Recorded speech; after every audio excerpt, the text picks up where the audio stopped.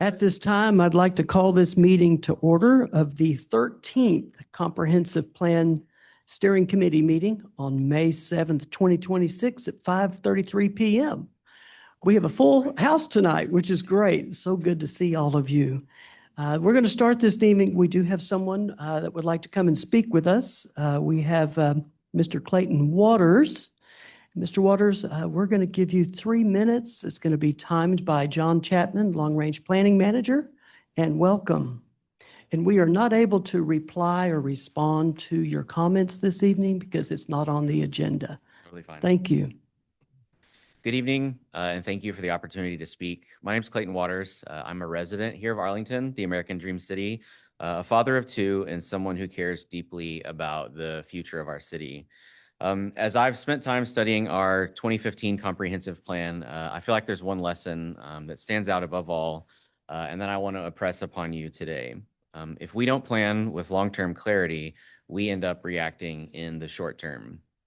The 99 square miles plan identified mobility as a priority, and no doubt you all have been discussing mobility as well. It acknowledged congestion, limited options, and the need for better connectivity across our city. But when it came to action, the plan did not commit to a long-term transit strategy. Instead, it leaned on short-term transit solutions. The clearest example is the Metro Arlington Express, or MAX, as some of you may remember. The plan pointed to MAX as a potential pathway forward, but unfortunately, that program was discontinued in 2017, just 2 years after the last comprehensive plan was adopted. And when MAX ended, there was no next step. There was no long-term vision, no roadmap, and no defined goals to build on. That left Arlington with nearly 2 decades of growth without a meaningful transit strategy guiding it by the time we get to implementing the next comprehensive plan. And that's the gap that we're living in today. I heard Mayor Ross say recently that this generation hasn't had their say when it comes to public transit. And in large part, I agree with that. I think giving them their say requires more than acknowledging this issue. I think it requires building a plan that doesn't stop when a pilot program ends. Because if this comprehensive plan treats mobility the same way, as something to explore rather than something to commit to, we'll be standing here again 20 years from now having the same conversation that I'm trying to have tonight. And the consequences aren't abstract. I think that when we fail to invest in mobility, we limit access to things like jobs, education, and healthcare, and we make car ownership a requirement in our city, not a choice. We make it harder for families to stay in Arlington, to grow in Arlington, and to thrive in Arlington. Mobility is not just about transportation, it's about access to opportunity. It's about economic viability, and it's about whether our city works for everyone who calls Arlington home. So my ask is simple. Can we learn together from the gap created after MAX? Can we not let short-term solutions define our long-term plan? And can we together set clear goals, commit to real transit exploration, align land use with transportation, and build a vision that lasts beyond a single program or a pilot? Because we don't just need options for today, we need a system that serves the next generation. Thank you for your time. Thank you for taking the time to come and talk to us. We really do appreciate it. All right. At this time, John Chapman, Long Range Planning Manager, will provide any updates to the comprehensive plan and introduce consultants from MIG and NEO. All right. Great to see all of y'all. This is a very exciting moment and meeting for us. We're reaching a big milestone as we present some additional details to y'all, as well as a full preview of Innovate Arlington. Next slide, please. So we have several items tonight. I'm going to start with project updates. We will then, at your place, you have the small area place type fiscal assessment. Denedrick Powers with NEO will provide that overview. We will go over the Innovate Arlington preferred growth scenario map led by Avery from MIG. Then we will discuss the actual draft plan preview. Ellie will go through the document as well as the online tool that y'all will utilize as part of your review process over the next few weeks. We will then wrap up with phase 3 engagement updates later this summer, as well as our future meeting updates, any agenda items that y'all would like to discuss at future meetings, and then we will adjourn. Next slide.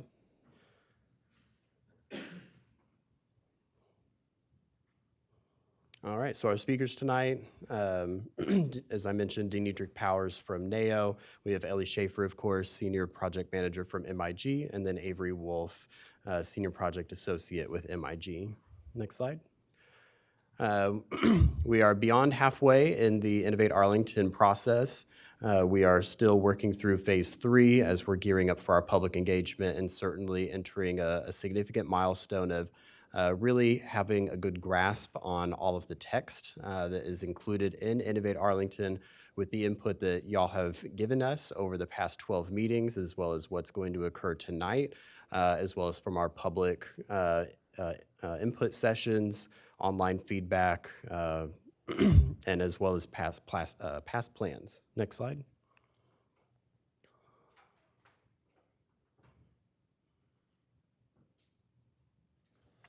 So we've been working closer with the Arlington Independent School District. Earlier in April, we had the Family Fest that was hosted by AISD. They had a fabulous turnout, over 1,000 attendees at this expo with, I believe, over 100 vendors as well. The project team talked to over 100 residents that stopped by. We had a great position right there at the entry as families were coming in to visit other vendors. And we only received positive feedback regarding the key takeaways from our phase 1 and phase 2, which included our vision elements and the framework, the preferred growth scenario, and the place types. Upcoming, we'll take those same materials to the Father Fest, which will be happening, I believe, next weekend. So if any of y'all are there, definitely stop by the table and say hi. And if you have a moment to chat with any of the residents that are also chatting with us, we'd love that as well. Next slide.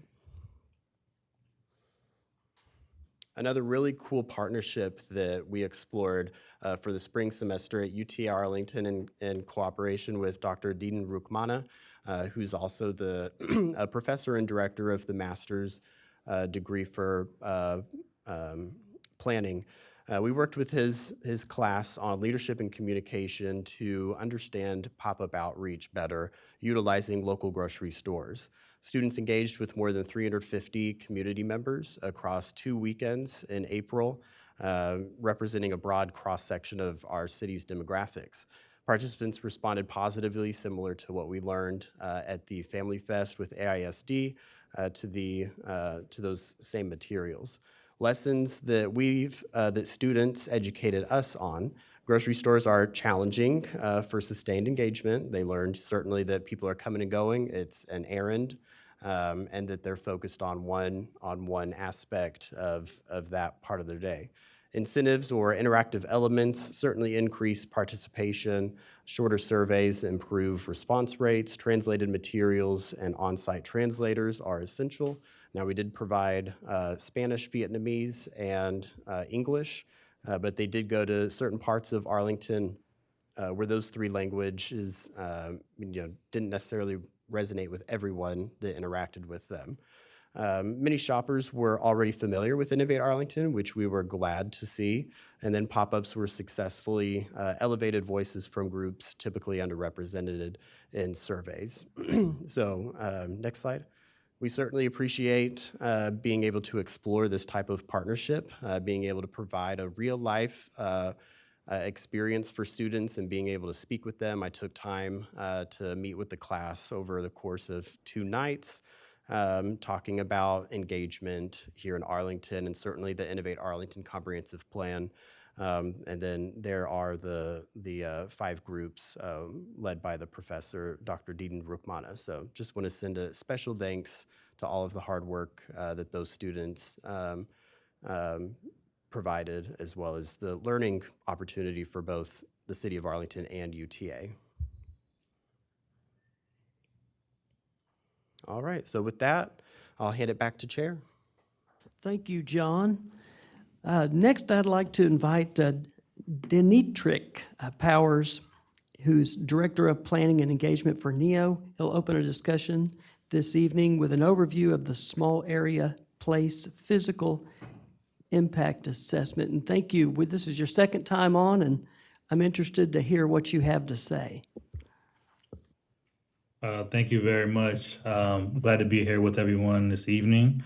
Again, my name is Dimitri Powers. I'll be providing an overview of the small area fiscal impact assessment.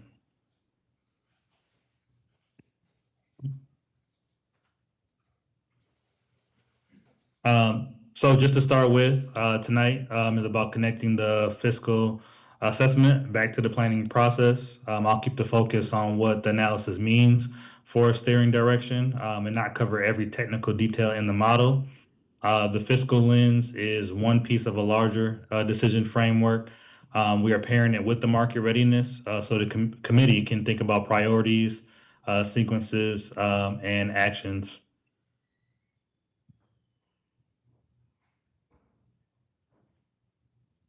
Oh, sorry. I wanna. So this slide here, before I move on, is the roadmap. So just to give you an overview, first, the place type palettes, which we work with, gives the long range development framework. Secondly, the market readiness analysis work tells us which geographies appear more prepared for investment. Third, this assessment, the fiscal assessment, tests a subset of the place type scenarios over a 20-year horizon. And then tonight we will use both of those lenses to guide the steering committee's direction.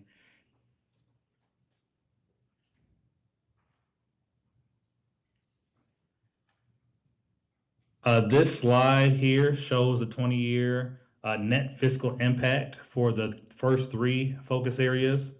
The highlighted result in each row is the top fiscal performer. For Area 1, Lamar and Collins, the Mixed Use Center leads slightly at about 22.3 million in net fiscal impact, but Commerce Hub and Campus are close. For Area 2, Gateway Boundary at 360 Freeway and East Pioneer Parkway. The Commerce Hub leads at about 28.6 million.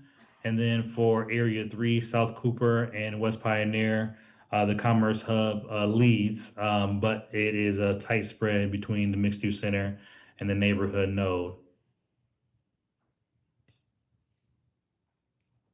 Following that, we have the remaining two areas. For Area 4, South Cooper at Parks Mall, the Entertainment and Cultural District has the strongest result at about 32.1 million.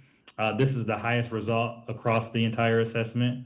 For Area 5, West Harris and US 287, Commerce Hub leads at about 7.2 million. It is positive, but the scale is much smaller than the other focus areas. The takeaway from this is not just about which place type and area is the highest.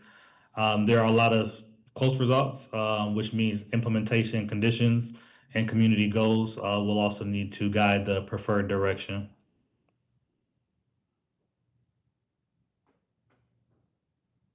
One other thing to note, all the tested scenarios are positive by year 20, but again, the scale and implementation pathway will differ for each geography.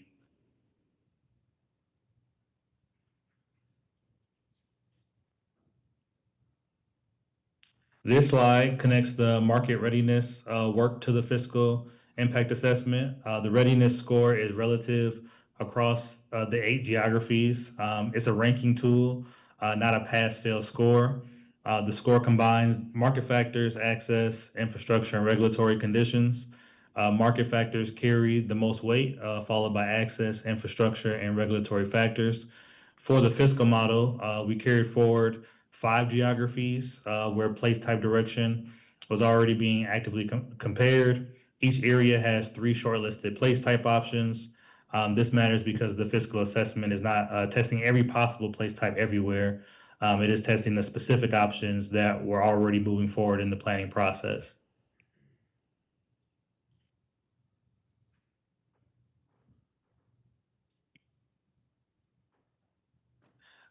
The equation is simple. Annual revenue minus operating costs minus annualized capital costs is how we calculate the net fiscal impact. Annual revenue includes sources like property tax, sales tax, development or service-related revenue. Operating costs means ongoing city service costs. Annualized capital costs is a way of spreading one-time infrastructure costs over a useful life, so we can compare them to annual revenues and operating costs for the city. The main guardrail is that this is a planning level comparison. These are not project budgets, engineering estimates, or guaranteed revenues. The value is that each scenario is tested using the same approach so we can compare relative performance across geographies and place types.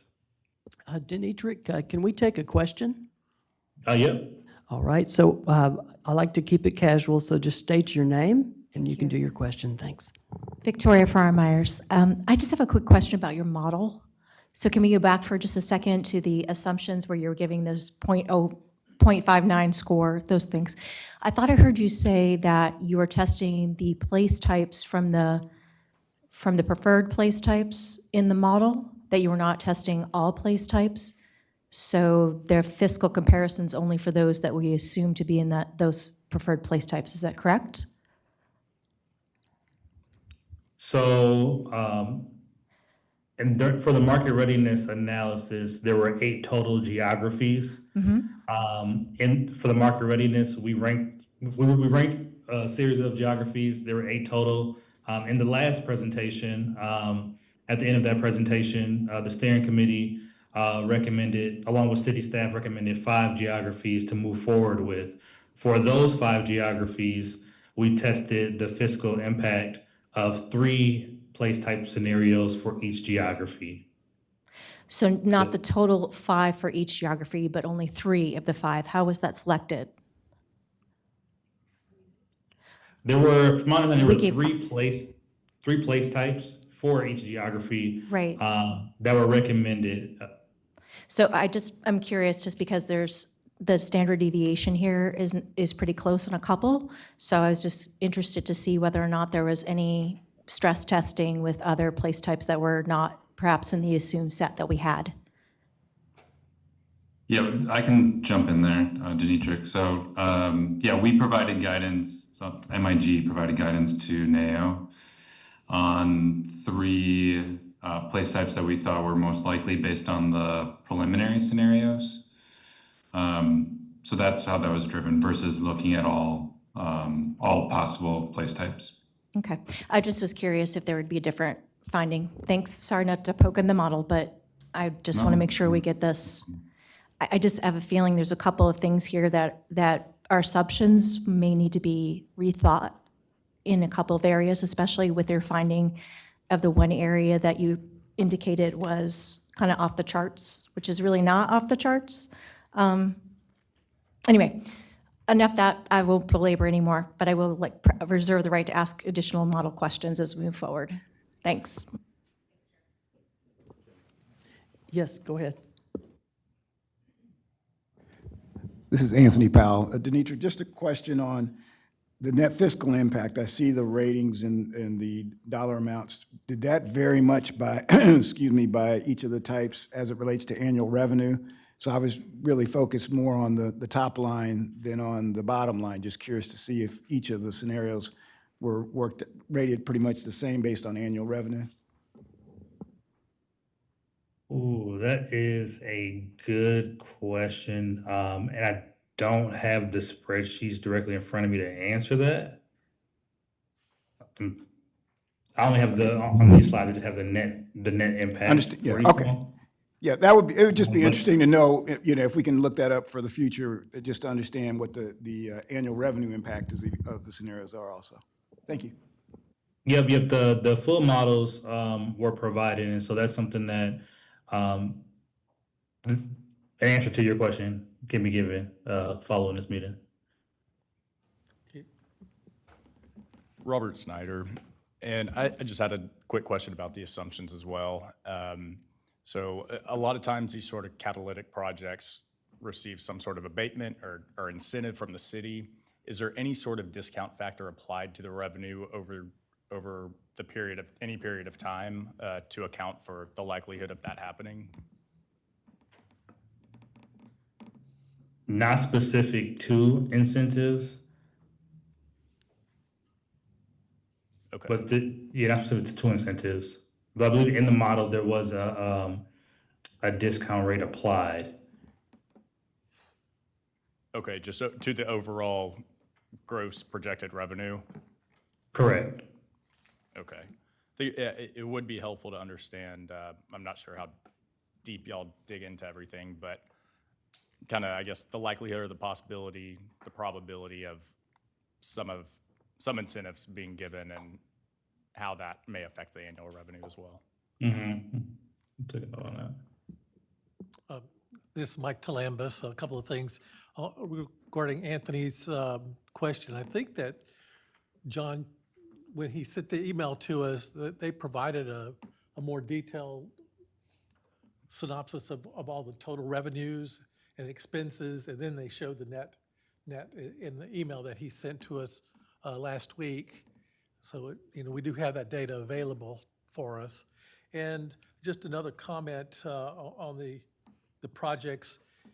When you do your final report, I would like to see not just the 5, but somewhere in a footnote, if you could just add the other 3 that were not assessed for the fiscal assessment, just as a footnote somewhere, so that, people will know that we looked at other projects too, just didn't do a deep dive on those other ones. Thanks.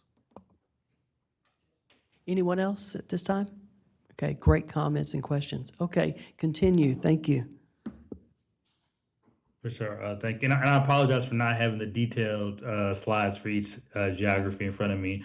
But as somebody mentioned, that data is available if there are any follow-up questions. And this presentation is focused on the outcomes and implications for the 5 sites that we looked at. And so looking at this key outcome slide, every tested scenario, as I mentioned earlier, is net positive by year 20 under our planning assumptions. The top fiscal performers by geography are the Mixed Use Center at Lamar and Collins, Commerce Hub at the Gateway Boundary, 360 Freeway and East Pioneer Parkway, the Commerce Hub at South Cooper Street and West Pioneer Parkway, South Cooper Entertainment and Cultural District at South Cooper at Parks Mall, and then Commerce Hub at West Harris Road and US 287.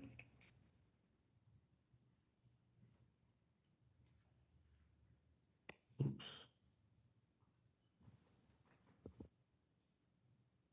What stands out in this pattern? First of all 15 Parks Mall has the strongest fiscal result and the top tier readiness signal, which makes it the clearest near-term reinvestment candidate based on our data. Areas 1 and 3 have relatively tight spreads across their scenarios, meaning that the net fiscal impact differs by a smaller amount. Where the fiscal spread is tight, we should not read over small differences, but the committee should weigh implementation factors, desired character, infrastructure needs, and community outcomes.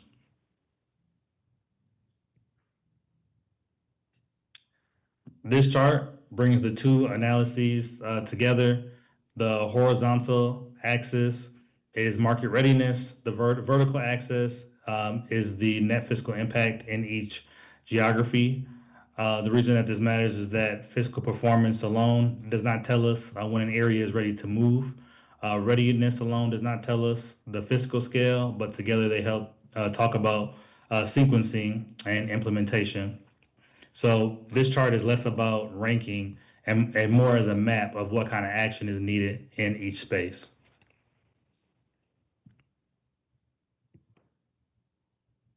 Some interpretation of the previous slide.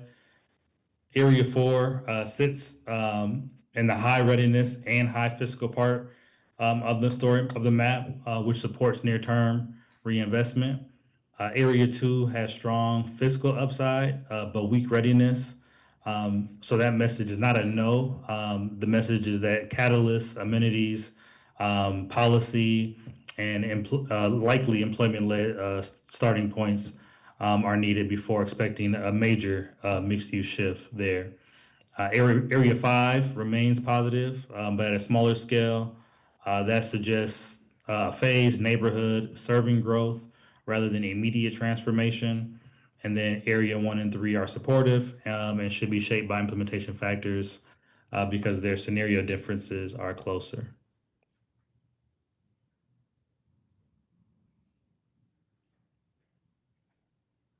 The next couple of slides are area by area implications. This first slide focuses on areas 1, 2, and 3. For Lamar and Collins, the mixed use center performs best fiscally and the area has strong readiness. I would frame this as a strong near term mixed use or anchor candidate with roadway and public realm upgrades that are still important. The campus option may still make sense if tied to a catalytic institution. For the gateway boundary has 360 Freeway and East Pioneer Parkway. It has the lowest readiness signal. This is the clearest example of a place that is fiscally promising, but catalyst dependent. It should be treated as an employment-led option rather than an immediate mixed-use option. And then for Area 3, South Cooper Street at West Pioneer Parkway. The Commerce Hub leads, but again, the spread between the place types is tight. The key to this area is pairing the land use direction with corridor reinvestment, multimodal upgrades, and remediation where needed. Following with the last two areas, for South Cooper Street at Parks Mall, the entertainment and cultural district performs the best. This is a strong regional destination with a lot of opportunity to retrofit big box and parking lot areas into higher value public realm, entertainment, and mixed use activity. This is the clearest near term reinvestment candidate. For West Harris Road and US 287.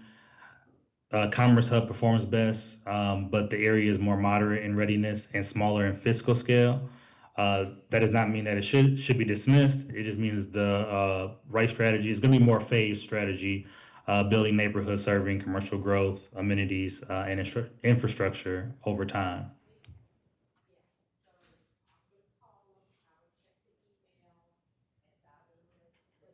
What the committee can take forward from this assessment. Denitra, this is Anthony Powell. Could I ask a quick question here? On the Area 2, we identify that as being the lowest readiness, and I know you referenced the fact that there's limited amenities and no high-density zoning. Is there any more that we can expand upon why that area has such a low readiness score? Yes, we can. In the that area infrastructure was a part of it. It has low, I believe, retail and residential density as well.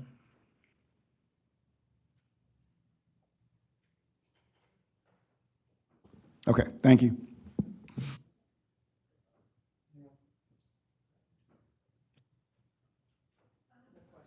Go ahead, Nina. Nina Henderson. As you're going through these, and I appreciate the structure at which you're delivering it, but thanks to Clayton starting us off this morning or this evening with his address, in my mind, I am thinking of what if we fail 2 years in? What is our catch? Where are we going to put in those corrections? And I know that this is very early to be bringing this up, but when we look at an area like Area 2 that has low readiness, how do we, I'm sure that in your metric somewhere there's a tolerance for if by year 3 we're not seeing the result that we desire, what do we do with A, our plan, 2, our money, and 3, our intention? Do we just forget it? Or do we redirect? Now, I know we're not at a phase where we're gonna have that conversation, and I don't know if I'm the only one having those thoughts, but I wanted to just speak them out loud, because this all sounds wonderful, but I also don't wanna fail in year 2. Thank you for hearing me. Thank you for your comment. Okay, go ahead and continue. Thank you. As I was saying, there are 3 takeaways for the committee.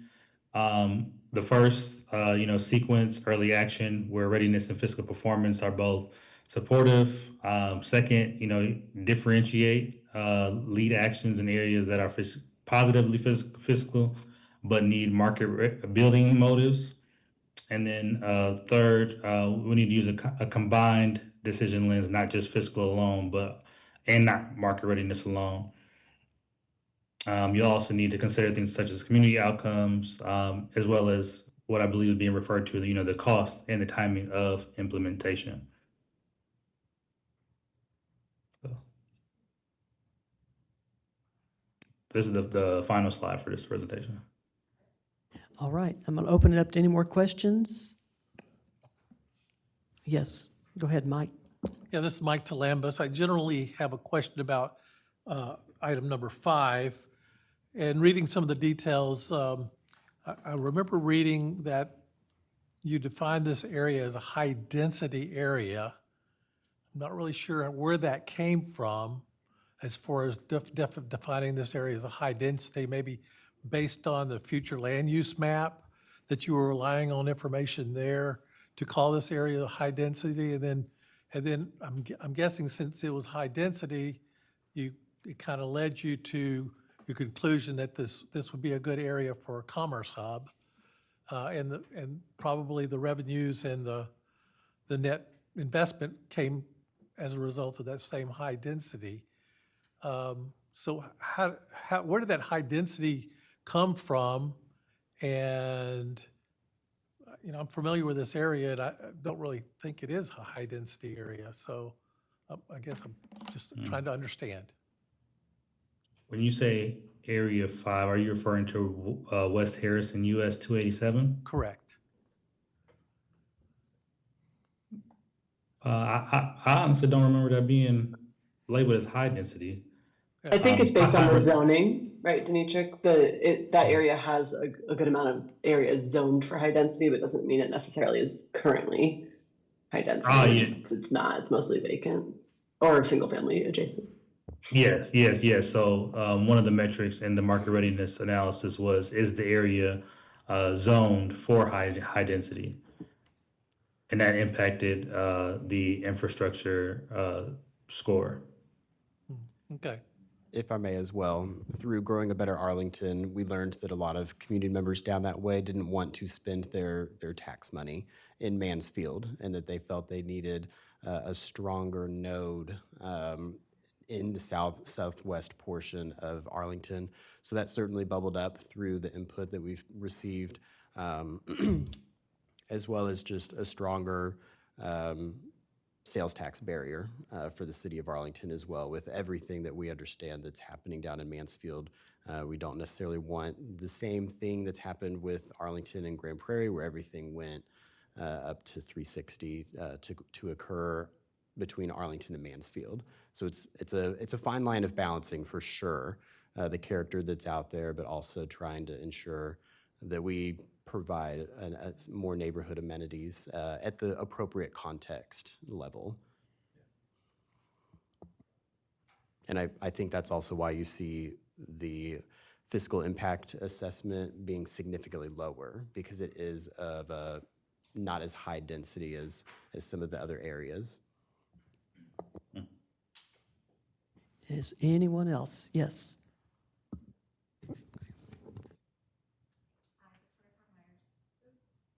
Hi, Victoria Farmer-Myers. Now I'm going to come back at the model question again.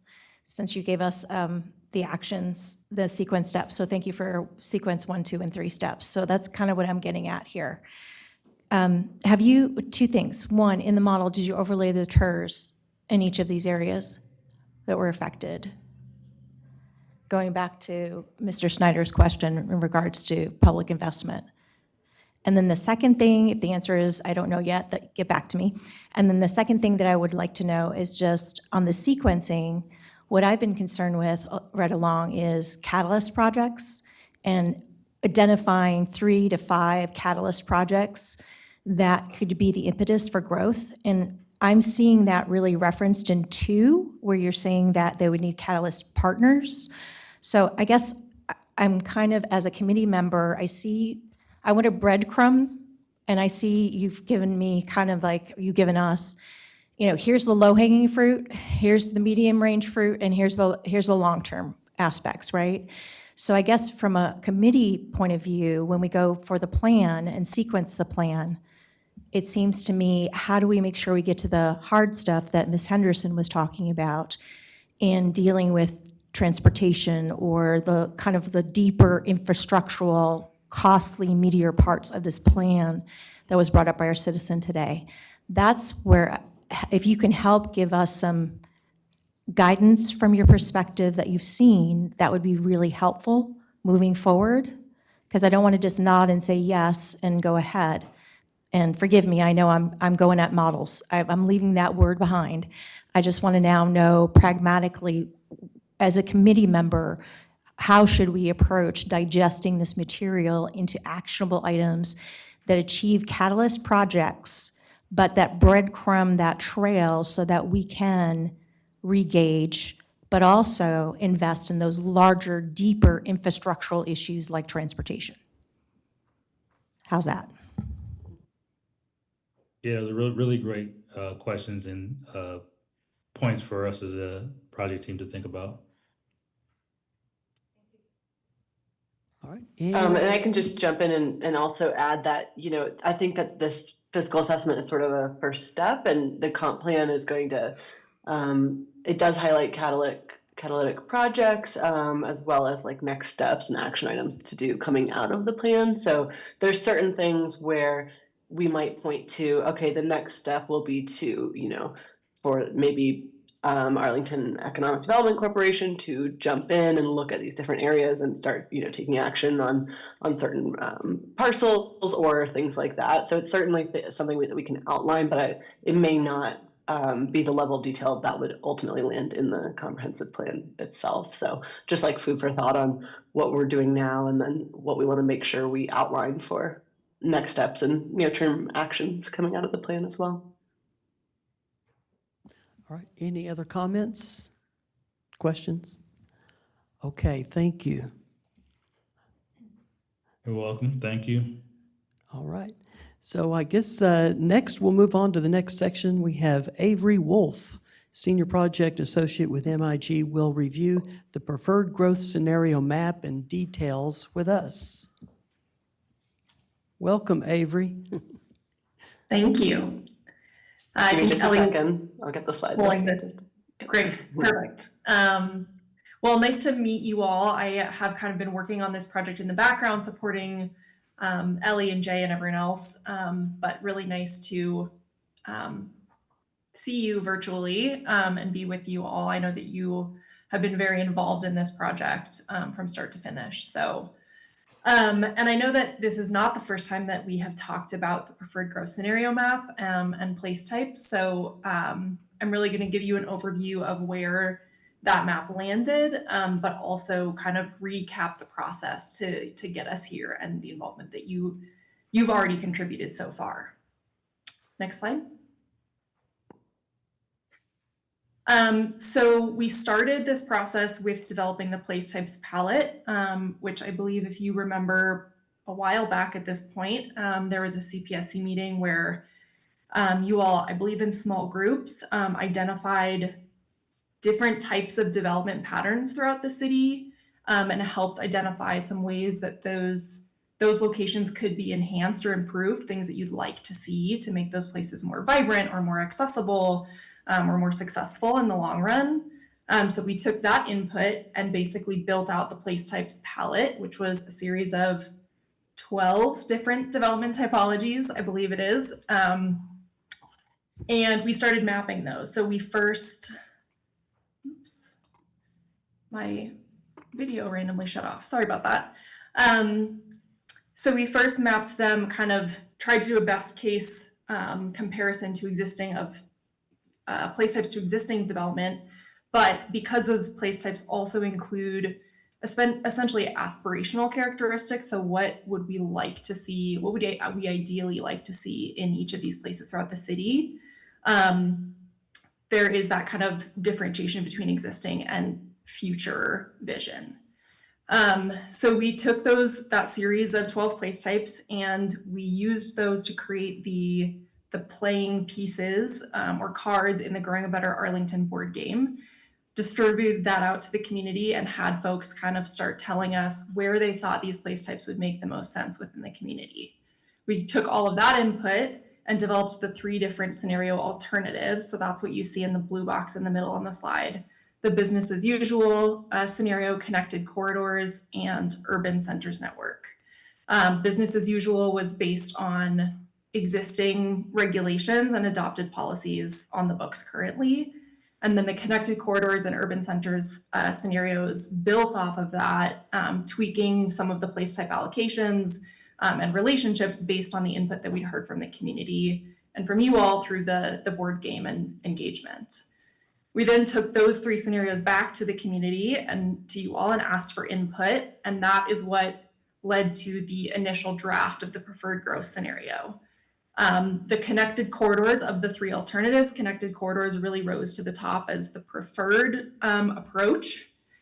But there were specific components of those other 2 scenarios that we wanted to be sure to integrate in specific geographies or just kind of taking, tidbits that people liked from that. We also made some other refinements kind of outside of those 3, just based on the input that we heard, and also trying to think really critically about land use relationships, cohesion and responsible development. We then presented that draft preferred growth scenario to you all. If you remember, there was an interactive web map platform where you could provide comments. And we got a lot of input from city staff and from you all. And we definitely took that into account, making some tweaks and refinements to what we now have as the preferred growth scenario in the draft plan. Next slide. So one thing that did come up through those comments that you all provided on the initial draft is, so our approach to place types is really trying to focus on complete communities, or the idea of complete communities. So there are certain land use types that are integrated into essentially all place types. So things like parks, smaller community parks or neighborhood parks, like public facilities and services, so things like utilities or schools or religious institutions. Those are just integrated into each of the place types. And I think that was a little bit jarring for some folks to see large swaths of neighborhood without those identifiable parks that so well. But really, we wanted to keep the intent behind that approach of, promoting the integration of these unique amenities into each of the place types. So one thing that we did, instead of changing the place type for each of those individual parcels, we added this undevelopable land overlay or layer on top of the place types on the preferred growth scenario map. So that's on the map. You can see this hatching in a few places. That's that undevelopable land layer. And that really is focused on water bodies and floodplain, established city parks, and some larger utility sites or easements. So other than that, these bullet points on the slide really highlight the takeaways or kind of primary approach for the preferred growth scenario. While the place types are mapped across the entire city, in terms of growth accommodation, the focus really is on vacant and underutilized properties. And we'll dig into that a little bit more on the next slides. There was really a focus on creating walkable destinations and prioritizing access to goods and services, recreation and leisure and amenities, as I mentioned before. So you can see in particular all of these little kind of purplish pink dots scattered across the city. That was a really key piece that people were, we wanted to make sure we retained and incorporated that access to little pockets of commercial or mixed use activity where folks can get their groceries and go to a health clinic or have their car serviced or, whatever it is. But we also really wanted to focus on the power of larger major destinations and larger mixed use centers. So established locations where there's already a lot of activity, but there is still room for growth and development to kind of build on that, that destination. And then following the overarching objective of that preferred connected corridors scenario, we really did carry that forward. So as you can see on the map, there are some key corridors that are really built out with specific place types, and not only are used as a way for folks to get from one destination to another, but are also kind of destinations in and of themselves and really built out as these vibrant places.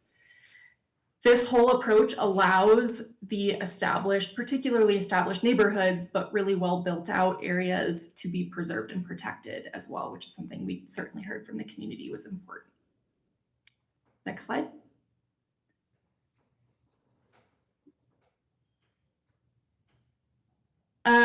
So this is another layer to the preferred growth scenario that we kind of started talking about in past conversations, but have really formalized since we last talked to you.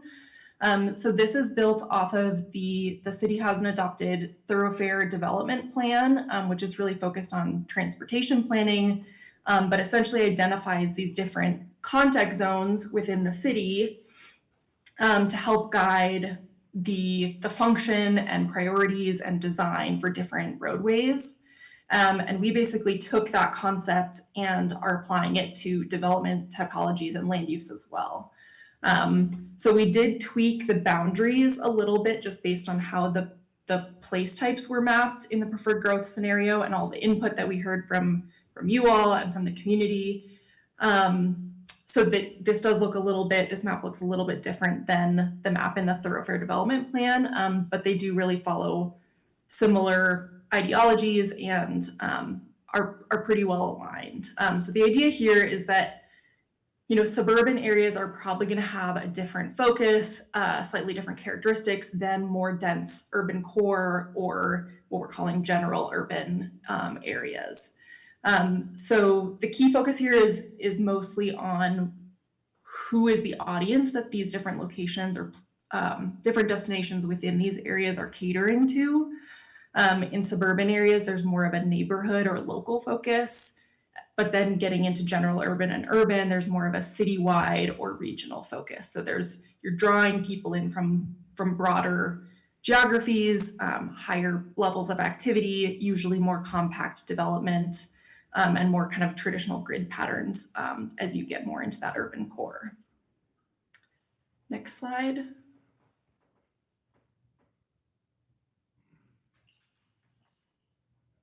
We've got one And question. really the priority here, the way Sorry, that Avery, I think there was a question in the room. Sure. Sorry, Victoria Farmeyers. Question on the context zones, the urban, general, and suburban. Based on what you've seen, what does that translate into a transportation plan for the city? Based on, there was a transportation plan put together, and so not just thoroughfare, but the transportation, kind of a phasing in of different types of things, which we started with the original on-demand. But if I'm reading this correctly, general urban, the suburban part would not lend itself well to certain types of transportation modals. So I was wondering if there's any if we could do some mapping of transportation types of modes using these three zones, because I think this is really helpful, and I really appreciate you taking on an already assumed typology, but I think it would be helpful for us to know how those map. Does that make sense? Okay. Yeah, for sure. And that's a good point. I do think the thoroughfare development plan is really focused on roadway design. And I mean, it definitely does have to do with multiple modes, using those roadways. But yes, I think you have a good point that the suburban contexts are less like, because they tend to be lower density and a little bit more spread out. And in many cases, a little bit more single use. There is less opportunity or feasibility for more like transit typologies, but that is a great comment that we could maybe make that point stronger or clearer, and kind of apply that to the mapping piece. Well, and Ellie, just- do you have anything else to add?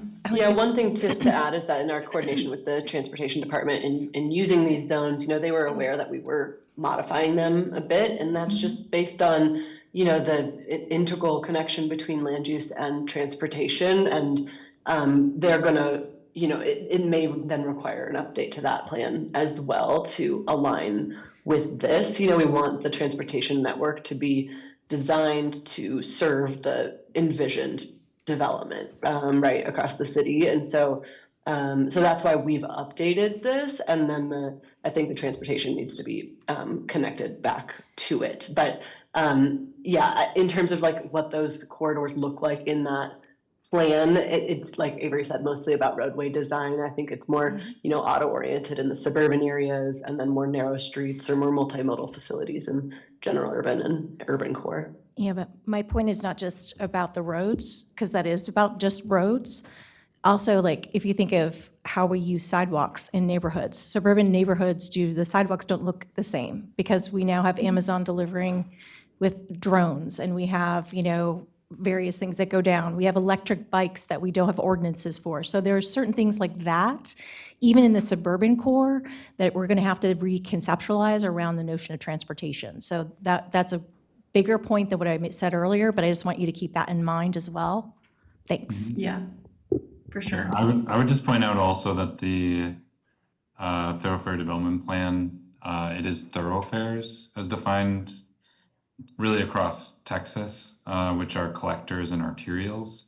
So the local streets are not addressed in the thoroughfare development plan, although I think the construct is applicable still, to your point about, in those different contexts, you would have different expectations for walking and biking and transit and other micromobility and, mobility advancements through technology that, some are here, some are on the horizon. So yeah, we can definitely make sure we're teeing up those next steps, as Ellie was talking about, and the need to update the transportation plan to reflect the transportation and development strategy. And I think we can work with y'all to kind of beefing up the place type chapter, where we kind of add in some of that contextualization about mobility and building form and design. We can add in some of those items. Yeah, and that's actually a really good segue to how we're relating context zones to the place types. But I guess before I dive into that, were there any other questions in the room?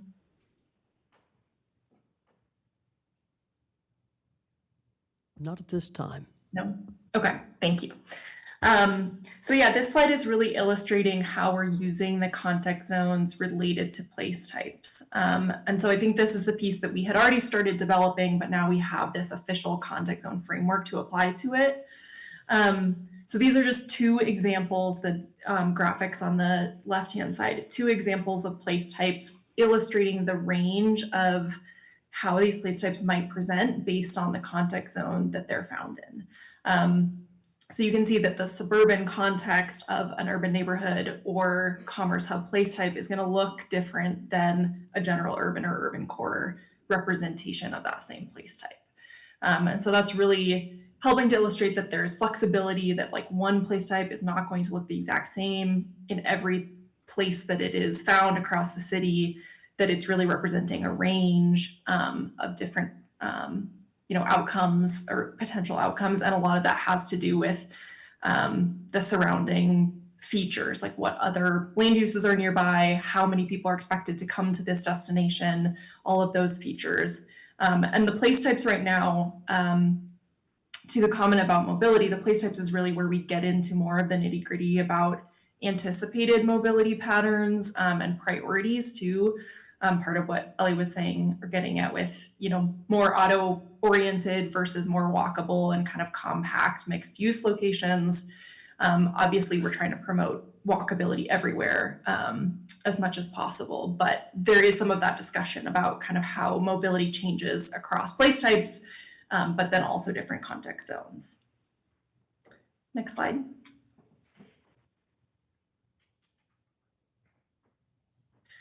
Okay, so part of obviously the preferred growth scenario, what you've been seeing a lot of is the map. And I know that we had some of these statistics when we presented the 3 scenario alternatives, but really trying to, take the vision and, the physical relationship of different development typologies into, okay, what does that mean in terms of potential capacity, the growth strategy, how we're, accommodating new growth, and is that going to meet current demand? So these are some of our key takeaways. The top chart on the left-hand side in the gray box is illustrating the distribution of place types by acreage mapped across the entire city. So based on that chart, you can see estate suburban neighborhood is really the largest and most predominant place type by acreage. Regional open space is also pretty predominant. Urban neighborhood and employment district have a pretty good distribution. And then the other place types, while much smaller in acreage, each individually, together, I think they total like 11 or 12,000 acres, and they each are a different subset of a mixed use place type for the most part. So they each serve their own purpose, but they really are kind of helping build that vision of more mixed use, more walkability, more integrated amenities. The focus for growth really is on those vacant and underutilized properties, as we mentioned before. So the bottom colorful chart and then the land efficiency piece in the upper right-hand corner go hand in hand. So on those vacant and underutilized properties, we are estimating that there is capacity for approximately 47,000 new homes and 49,000 new jobs, which is, above and beyond the expected growth demand over the next 20 years. So we know that we'll be able to accommodate that. Obviously, this estimated capacity is not confirmation it's not confirmation that many homes or jobs will be built or created. Obviously, there's a lot of market factors that go into that. Often development doesn't necessarily build out to its full capacity, but that is what we're estimating in terms of capacity. So then that bottom colorful chart really is showcasing how those homes and jobs are distributed across the different place types. So within those vacant and underutilized properties, a lot of them are designated as entertainment cultural destination, mixed use center, urban corridor, commerce hub, and those are really going to play a key role in providing those new jobs and homes. We also did a little bit of a lighter touch, but talk a little bit about the transportation impacts. The real key takeaway here is that the preferred growth scenario is estimated to increase active transportation trips, so walking and biking, by a little bit at least. The annual vehicle miles traveled and number of trips compared to the business as usual scenario, which again was based on existing, like basically estimating what build out could look like based on current regulations and adopted land use policies. The preferred growth scenario does have slightly lower vehicle miles traveled, so that's definitely helpful in terms of managing congestion and kind of thinking about the mobility aspect. Next slide.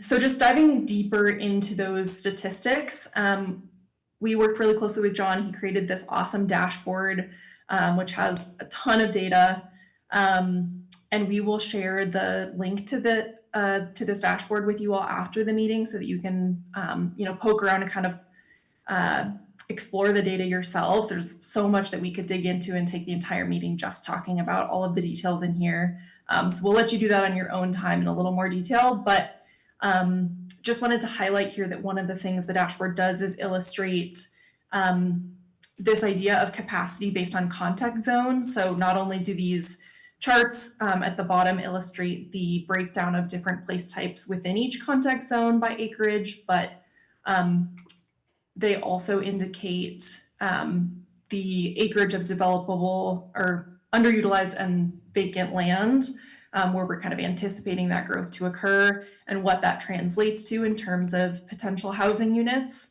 And as you can see really here, the idea is that in the suburban context zone, while there is more than 1,000 acres, because it is generally a lower density area, the characteristics are lower density, there's not as much potential capacity for new housing on those properties. Whereas in the general urban and urban context zone, because the capacity for higher density is a lot greater and more mixed use, smaller amounts of underutilized or vacant acreage translates to more units and more jobs. So that's the last slide we have. We do have a new version of that interactive preferred growth scenario map. It does not have commenting features set up, but it is a way for you guys to, zoom around, kind of get in really close onto specific geographies, play around with a few different layers. And so we'll also send a link to that out for you to look at over the next few weeks. And we could, I don't know how we're doing on time, Ellie, but we could poke around in there and just show you what it looks like for a little bit. If you want to let me share. Yeah, we are doing good on time. So we can pause if anyone has questions on the slide deck before we switch over to the map. Happy to take any more questions right now. We have a couple questions. Great.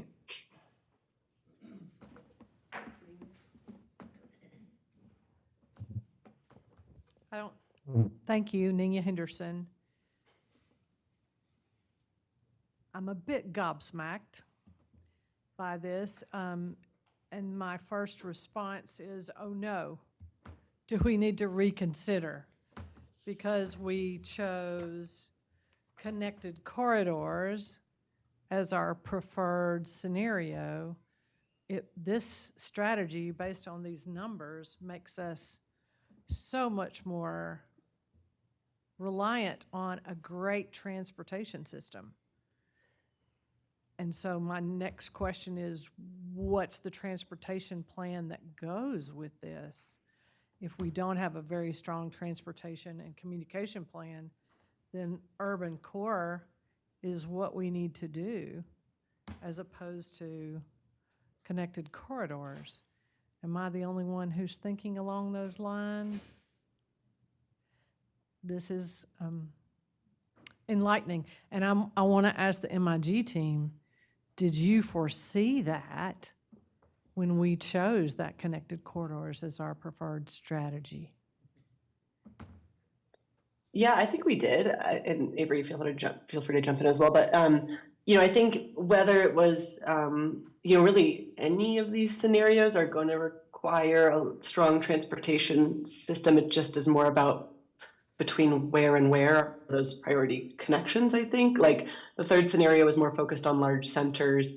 So there would still be a need for, of course, a really strong transportation center to get to and from those centers from the neighborhood. So in this case, we are looking at corridors for development as well as corridors to improve transportation along and between destinations. But no, I think you're absolutely right. The comp plan looks at typically, future land use or place types in this case, and it absolutely needs to be connected with the strong transportation system to accommodate that growth as well. And then I would also point out, I think as opposed to scenario 3, like Ellie was talking about, the connected corridors, and that was one of the alternative scenarios. I wouldn't call the preferred scenario connected corridors. It's a combination of the scenarios. But you all helped us sort of provide input and then decipher what we heard from the community as well. which was people wanted more places closer to home to work, shop, go out to eat, get services.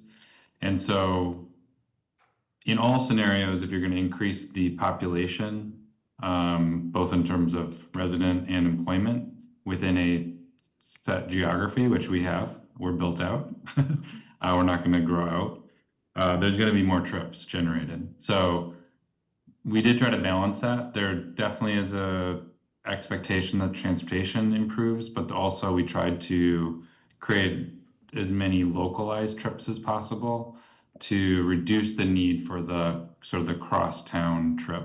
Not that it goes away by any means, but it should provide more transportation options so people aren't reliant on just the automobile as the way to make those trips. They'd at least have choices for some of their trips to walk, bike, take transit. But obviously, we need to provide those amenities or facilities to accommodate that. But that's the idea of the land use piece of the puzzle. Yeah, this is Mike Talambus again. On the preferred growth scenario slide, you're forecasting 47,200 homes. Do you have like a rule of thumb or something that could extrapolate that into the number of residents added in those homes? Yeah, that's a good question. We didn't apply a standard like household size, but I mean, I think we could use the existing, which I can't remember off the top of my head, but I think we could probably use something close to what the existing average household size is. Since around 100,000 could be accommodated population, that would be a little over 2 residents per dwelling unit. Right. So that would put Arlington in the future, 20 years from now, at over 500,000 people.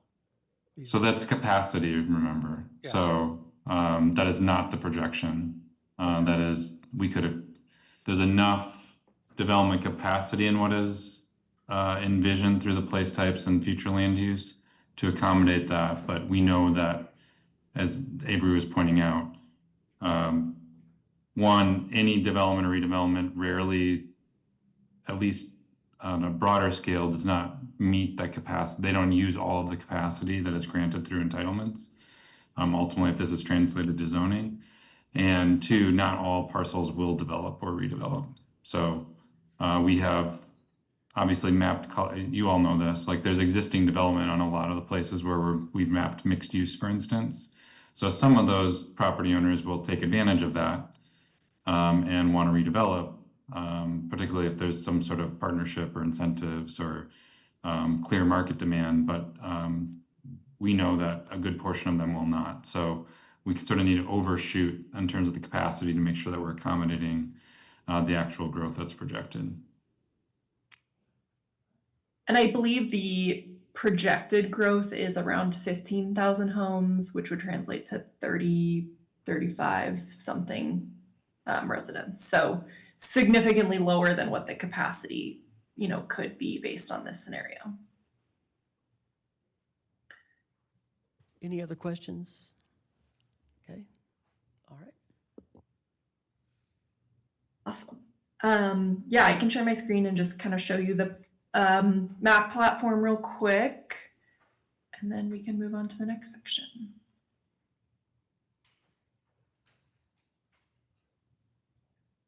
Alrighty, you guys can all see my screen. Looks like there we go. It's kind of nice that I can see the screen on the camera view. I can see what you guys are seeing. Okay, so this is what the mapping platform will look like when you open it up. There will be a nice little legend on the side. Should just be these 2 layers that pop up first. And again, this is, the place types mapped across the entire city. If you click on this little layers icon on the left-hand side, it will pop up all the layers that you can turn on and off. So the first one I'll point out at the very bottom, you can turn on and off aerial imagery. It's kind of set with that dark gray background, but if you want the reference of aerial imagery, that's there. We do have a layer for just those vacant and underutilized parcels and the place types that are applied to those parcels specifically. So if you're curious and kind of want to zoom around, as you can see, it's a much smaller geography of the city than the city as a whole. A lot of it is, developed already.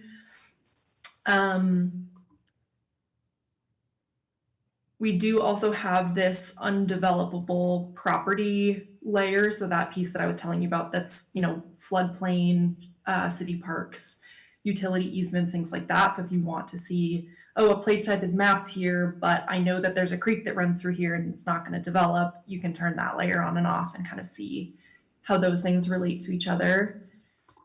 We also have the context zones as a layer you can turn on and off. So again, you can see, which context zone is this specific parcel with this specific place type located in, and how does that translate to, the range of development patterns that we might see for that place type. We do also have a focus areas layer. So this is going back to the fiscal analysis that Denitrik went over with you all. Going back to the legend real quick, the teal kind of bright blue focus areas are the priority focus areas that we, provided a little bit more detail, dove into a little bit more in the plan. And then the black ones are, it's like the full scale of all the place types or focus areas that we looked at, but not that we didn't dive into as much. So they might be, something to pursue in the future if, things are really successful on the priority areas. But those are there for reference. And these are the one, this layer, you can click on them and it will pop up with a little bit of information so that you can, look at the details that are in the draft plan and then see the physical geography within the context of this map platform. And then the last thing, which we didn't talk about this a lot in the slide deck, but you will see in the draft plan, we also did an amenities access analysis for the preferred growth scenario. So this is using some of the mixed use place types as kind of a proxy for where we anticipate there will be higher concentrations of those day-to-day amenities like grocery and healthcare clinics and parks and plazas and childcare and things like that. And as you can see, we did a pretty good job of distributing those place types across the city. So most of the city has within half a mile access to those place types. So basically they would be able to theoretically walk to those destinations from their home or from their business. There are a few minor pockets where they're a little bit outside of that range, but for the most part, access is really widespread. Any questions on this platform or anything we want to zoom into real quick before we move on?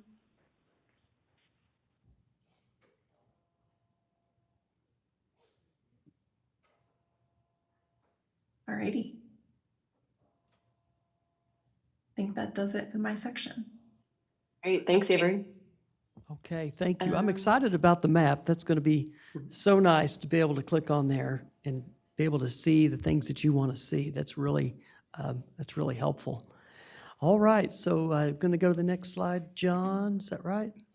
Our next slide, we're going to have an exciting topic here, and that's going to be the discussion, or actually look at, we're going to get any kind of draft previews of the Arlington Comprehensive Plan.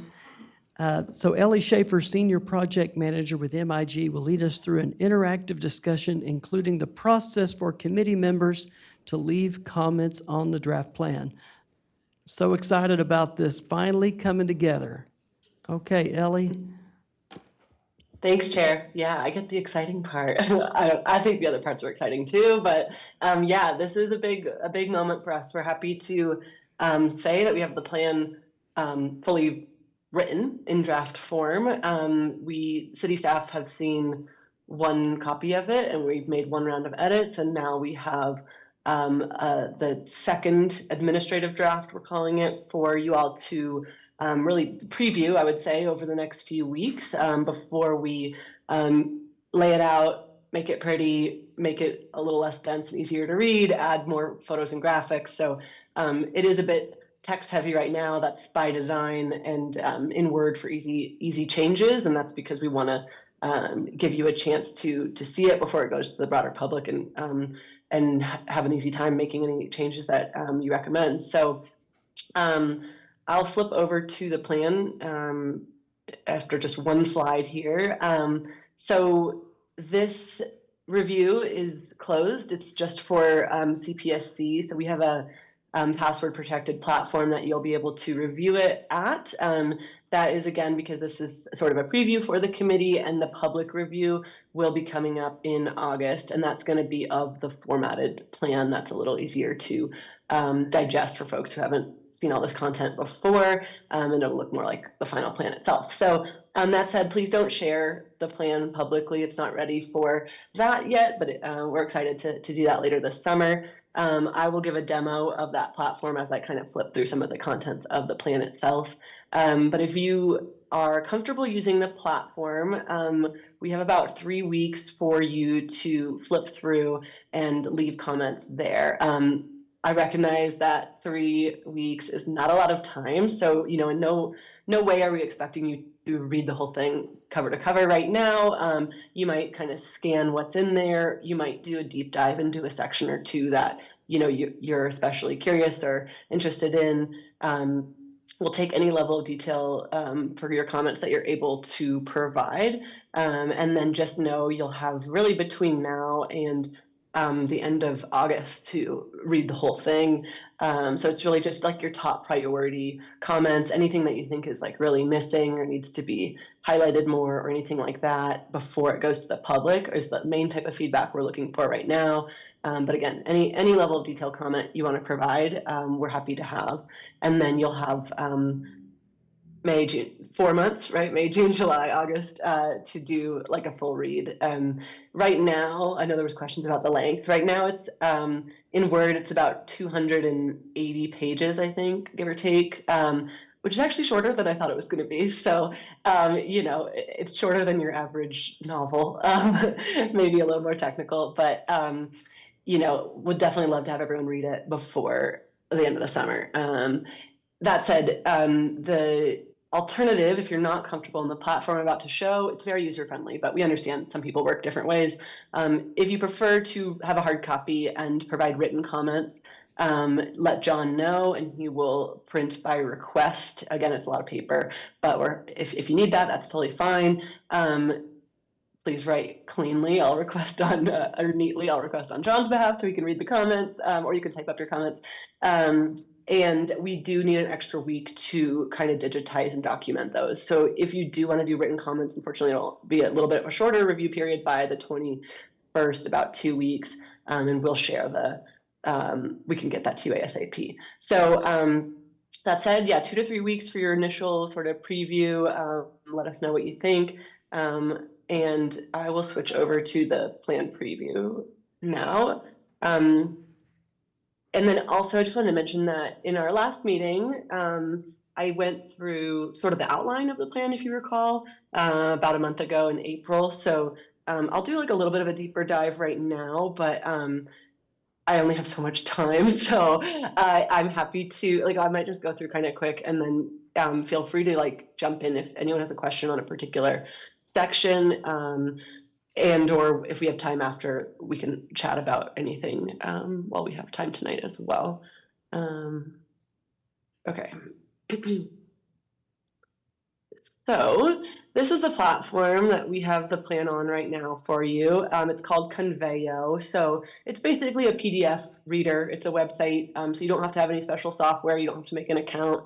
Again, we'll give you a link and a password, and you'll be able to view the document. So at the top, there's a navigation pane. You can jump to the table of contents, volume 1 or 2 of the plan. We have sort of a belt and suspenders approach here to navigate the document. Really maybe 2 belts and 1 pair of suspenders, 3 ways to navigate. So you can jump around at the top here.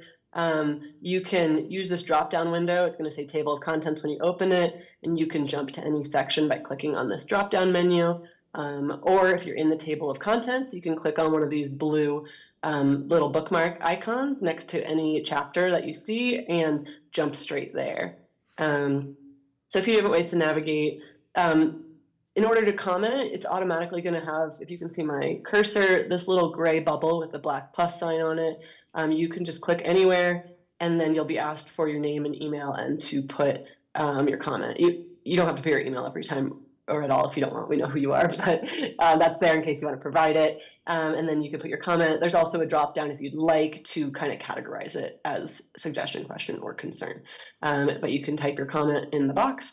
And this is just a nice tool because you can comment and say, you know, specifically on the text right here, I'm going to put this comment. So put your comment, you know, relevant or in the location that you're speaking to. That helps us kind of track what the comments are about. And it's really easy to use. So that's how it is. It's not a tool that you can highlight text or like track changes if you're familiar in Word. It's really a commenting option. So that's going to be how that works. And that's really all there is to it. It'll save automatically. You don't have to hit save or submit or anything. You're only going to be able to see your own comments. We wanted to avoid any sort of quorum issues with, you know, back and forth discussion in this password protected document. So you'll see your own comments and we'll report back on what we heard from everybody at our next meeting. So unless there's any initial questions on the platform, I'll run through the plan contents in a little more detail before we have to close the meeting. Looks like we have about 20 minutes to do that, or maybe 30 minutes to do that. Any questions? I have a question, and that is, can you go back and review your comment? If you log in, can you go back and review or edit the comment that you previously made? Or once it sends and saves, you can't go back and revise? That's a good question. I think you're right that in order to go back, you'll have to log in, and I think you can make it a free account to do that. Let me double check on that, and then get back to you. Because I agree that being able to see your previous comments if you're not doing it all in one sitting would be helpful. So let me double check, and we'll let you know when we send out the link. Great. It'd be nice to see. I know that you comment on a Facebook post and then you read it and you go, darn, I saw a typo or a spello, and then but you can go back and you can do a quick edit correction just to make it nice. So that would be helpful if it can be done. John? Oh, question? Yeah, Anthony Powell, just a quick question, kind of following up on what you were saying, Ken. So if you log in, access, make comments, and then exit, will that submit your comments, or do you have the opportunity to hit a button somewhere that says I'm ready to submit, or how does that work? It's a live submittal. So when you put a comment and you hit the save button, it's automatically posted, and we can see it on the back end. So you don't have to hit submit or anything like that. You just have to hit post comment when you're done typing it out. Thank you. Any other questions? Yes. And then just so that it's said aloud, once we have the pretty version for public engagement, this will be the same virtual option the residents will have throughout the month of August and throughout the month of August in order to provide their feedback. Yep. And that won't be password protected. Easy to access. And all of the comments, residents will be able to see other residents' comments at that point.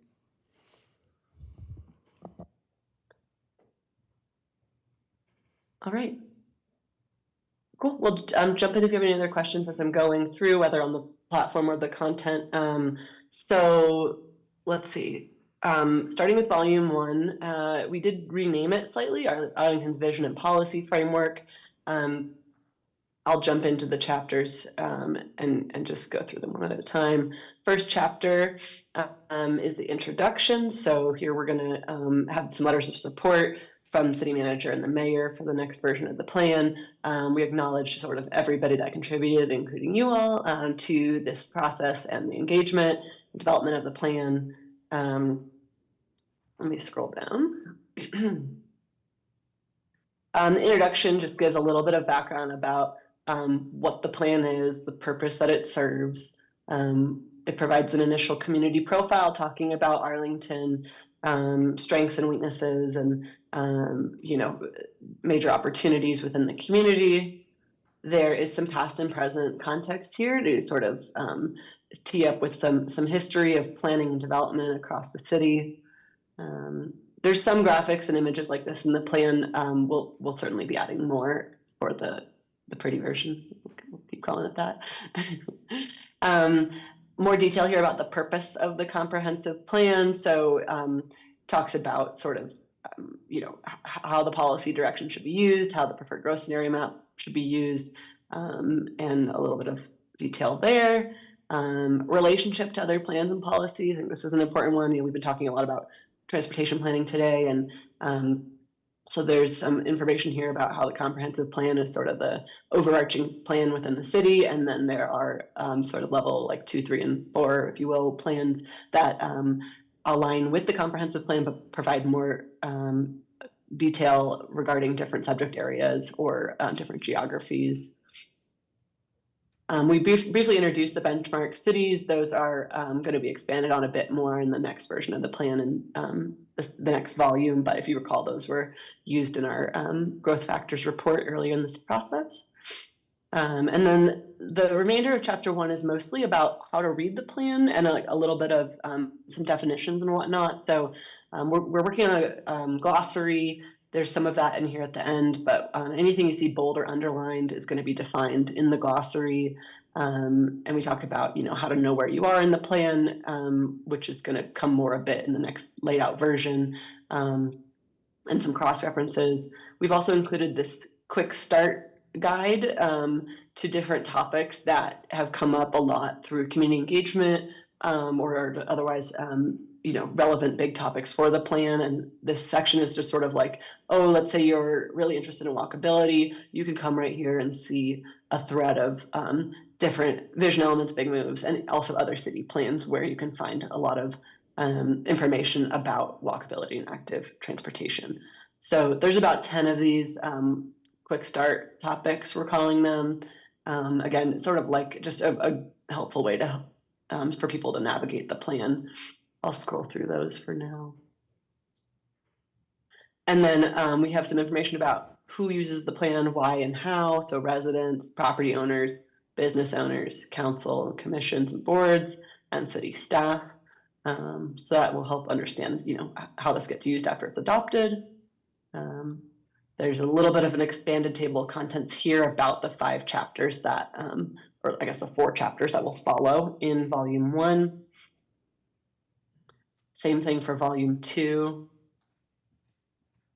And then these are just some placeholder content. We've started to design the pretty version a little bit. So ultimately the plan will have a few example pages that are repeated a lot in the plan. For example, the big moves and policies and the place types, and start to show what those look like with some call outs of common information and how to read those pages. And then this section ends with the glossary. So that's the introduction. It has a few more subsections in some of our other chapters. Volume 1, Chapter 2. So this one is talking about the process, the planning process, and the community engagement. So we talk a little bit about what each of the phases were, and then we go into what was done for community engagement, sort of how we planned that out and how it was executed, and kind of some different key themes that were heard from the different methods used. This just goes through December right now, so we'll need to update it coming out of our next and final round of community engagement. So just so you know, it's that's in progress. Volume 1, Chapter 3. So here's where we start to get into more of sort of the actual content of the plan. This section is called, or chapter is called, Why Innovate Arlington. We've got some content about Arlington's innovative spirit and the evolving mobility and transportation system. So a little bit about what makes Arlington innovative, why the plan is named Innovate Arlington. Again, the transportation systems are a huge topic of discussion, and so there's some context here in particular related to public transit and how that's been considered over the years, and what it would take to do that. We felt like that was important to really discuss like early on in the plan and tee up everything that follows. And then the section Guiding Innovation has these 4 main subsections in bold. So if you recall the overlay maps, we discussed those with you all back in January. So the volume 1 dives a little bit into the city life cycle, explains what that is and how it can be used and how it was analyzed across the city. We introduced the place types at a relatively high level.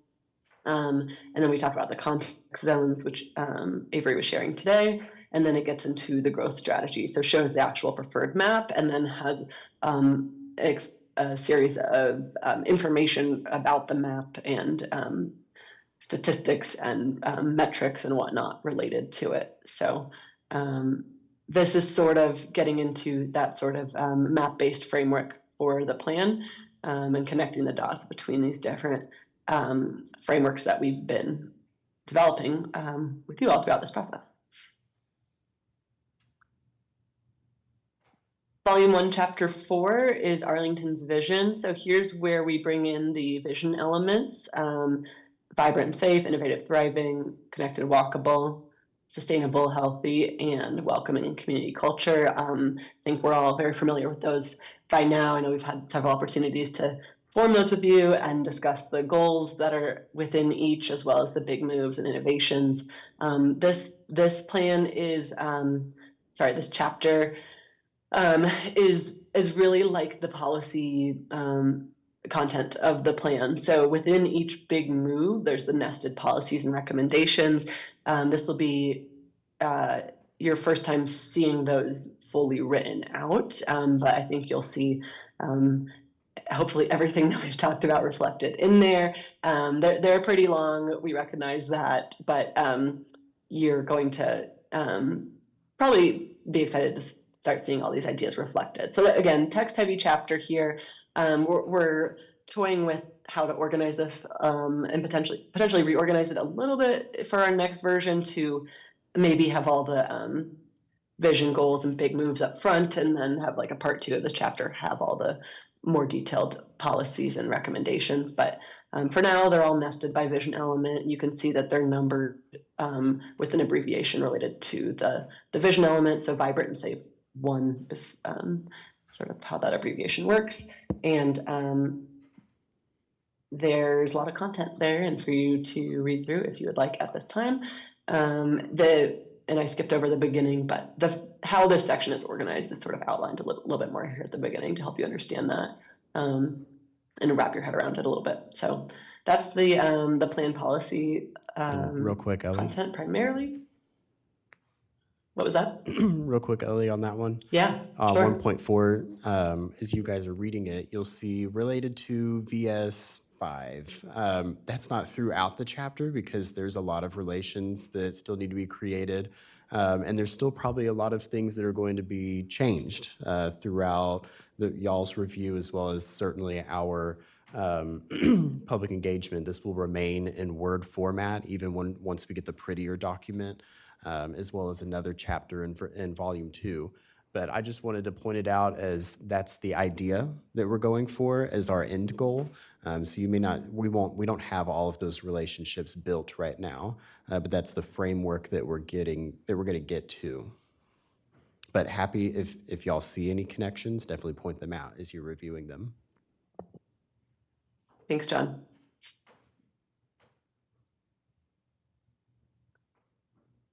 And then Volume 1, Chapter 5. So here, the previous section was sort of the policy and describing the vision. This is about building the vision. So we have introduced these development principles, which are sort of more place-based policy guidance or principles to guide development. Those are sorted into 4 sections: citywide, citywide, neighborhood, district and centers, and corridors. So there's a handful of development principles here. And these are things that we wanted to just separate out from the vision elements and make sure that they were clear and standalone.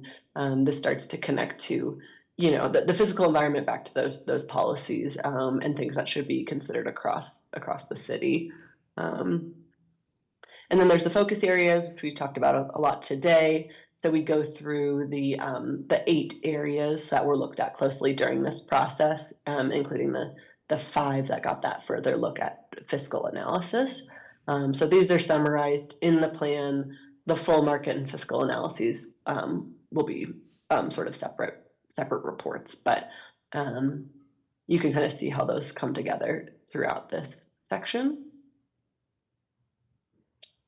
And then we have the place type details. So if you recall, I think it was 1.3, we introduced the place types just at a high level, but to fully understand them and have them as part of the adopted policy, they are included in this section in depth. So we have sort of an overview of what are place types, what's included in them, and then how we've sorted them into 3 categories of neighborhood, destination, and employment place types. And it explains sort of what's in each section.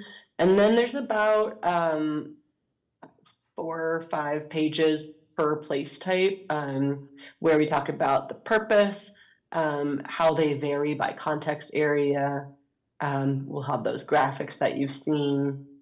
We've identified land uses, primary and supporting land uses for each, and how, again, those vary across those context areas. So pulling some nuance through with overlapping the contexts and the place types. We talk about built form characteristics, typical housing densities, typical job types and densities, mobility characteristics. This is the section John mentioned earlier that we could see if we want to add some more nuance to, and public spaces and amenities and how those should, what types are most appropriate per place type, opportunities for upward mobility. So looking at, how to support folks in different place types economically.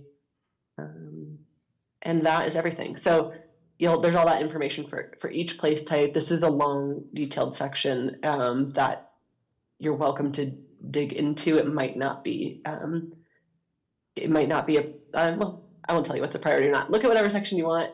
You've seen the place types a lot, so I don't think there's any major surprises in there, but would welcome any feedback on how to better define and showcase those. Before I get into volume 2, I'll pause. Any questions about like where anything is in volume 1 or what any of that content was or why it's there or anything like that?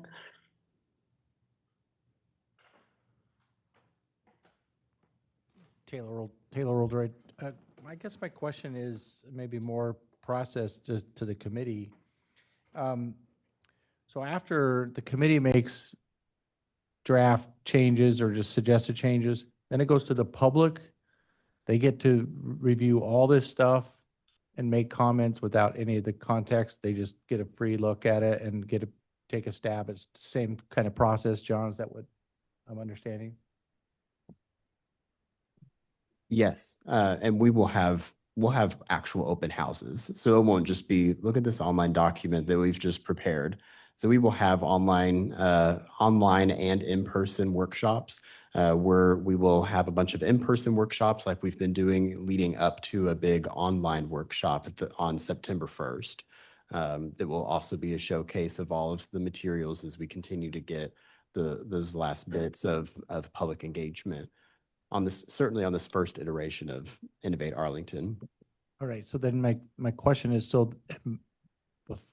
at no time before the public comment period, do we or staff brief members of council, or just till after all of that?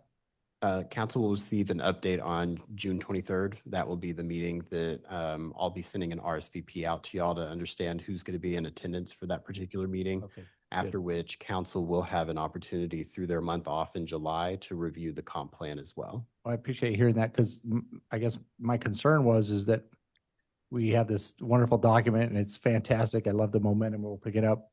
And before we get the policy makers to hear any of that and it goes to the public, it could tweak it a little bit, which I'm not necessarily afraid of the public comment. I'm just was a little bit worried that I'm glad we're going to get some buy-in from the policymakers before the public, bounces off some of their ideas and stuff. So that I appreciate hearing that. Thank you. Absolutely.